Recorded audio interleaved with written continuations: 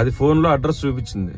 సరే అని చెప్పిన ఫైనల్గా అక్కడికి అడ్రస్ దగ్గరికి వెళ్ళేసి మేడం లేండి మేడం అని చెప్పాను అన్నాను. ఇంక పడిపోయింది టోటల్గా, ఇంకా ఫుల్ మత్తులోకి వెళ్ళిపోయినట్టుంది. ఎంత లేపినా లేట్లా.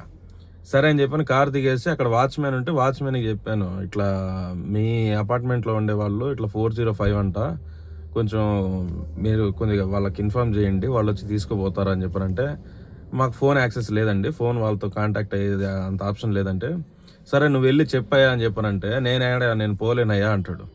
ఆయన ఏజ్ అరౌండ్ 60-70 ఆ రేంజ్లో ఉంటుంది. సరే నేను పోయి చెప్పొస్తాను అని చెప్పానంటే, అవుటర్స్కి నాట్ అలౌడ్ అంటాడు. ఏందిరా నాయన, సరే ఏమైనా ఇక్కడ దింపేసిపోతాను ఓకేనా అంటే, అయ్యా ఇక్కడ దింపకూడదు అట్లా లేడీస్ కదా అది ఇది అని అంటాడు. ఏం చేయాలయ్యా నాయన, నాకేం అర్థం కావట్లేదు, ఇప్పుడు ముందే లేట్ అయిపోయింది, నాకు నిద్ర వస్తుంది అని చెప్పాను. సరే కావాలంటే అమ్మాయిని పైకి తీసుకెళ్ళిపో అన్నాడు.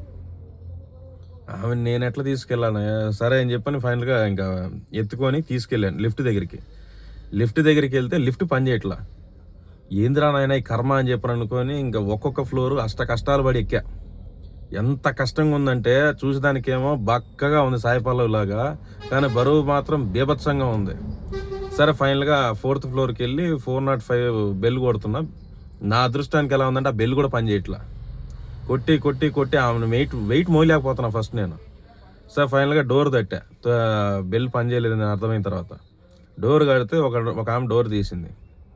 ఆమె ఒక 8 మందిని పెట్టుకొని ఆ ఫ్లాట్లో దాన్ని ఏమంటారు హాస్టల్ రన్ చేస్తుంది. ఆమె వార్డెన్ అంట. ఆమె తలుపు తీసి ఎవరు నువ్వు అది అని, ఈ అమ్మాయిని ఎత్తుకొచ్చావంటే ఏం చేసావు నువ్వు అని చెప్పని అడుగుతుంది. నాకు ఏం చెప్పాలో అర్థం కావట్లా. మేడం నేను క్యాబ్ డ్రైవర్ని, ఆమె క్యాబ్ బుక్ చేసుకుంది, ఇట్లా ఆమెను తీసుకొని వచ్చానంటే, అవును ఎత్తుకొచ్చేంత ప్రైవసీ నీకు ఎవరిచ్చారు?